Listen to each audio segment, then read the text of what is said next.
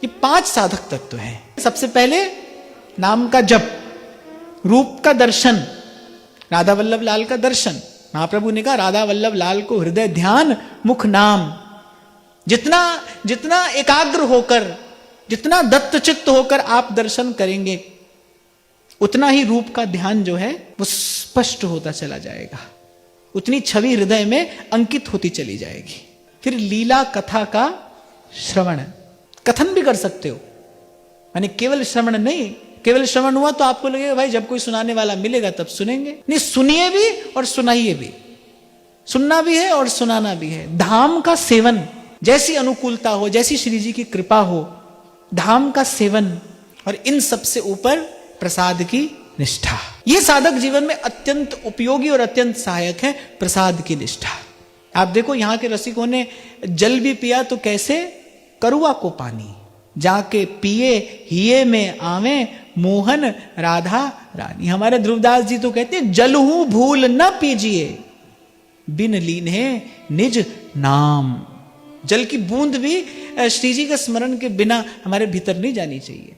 जल हूं भूल न पीजिए। तो ये जो है ये साधक है, अर्थात ये भाव की अभिवृद्धि कराने वाला है, ये धीरे धीरे भाव को पुष्ट करने वाला है। और बाधक तत्व क्या है? सेवक जी महाराज एक स्थान पर बड़ा सुंदर संकेत करते हैं। वो कहते गुप्त प्रीति को भंग संग प्रचुर अति देखियत नाहिन उपजत रंग श्री हरिवंश कृपा बिना। कह रहे उपासना तो कर रहे हैं, भक्ति तो कर रहे हैं, लेकिन भक्ति का रंग नहीं चढ़ रहा। तो जो बाधक तत्व है ना, वही कि जितना अधिक संपर्क संसर्ग होगा, क्योंकि ये उपासना एकांतिक उपासना है। भजन एकांत जिन मन समानी। अरे हमारे प्रिया प्रीतम का स्वभाव कैसा है? वो कह रहे उनको कहां रहना अच्छा लगता है, भीरते न्यारे ही खेले।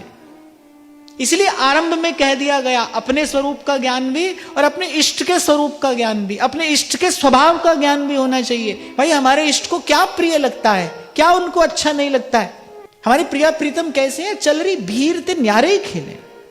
ये बड़ी एकांतिक उपासना है।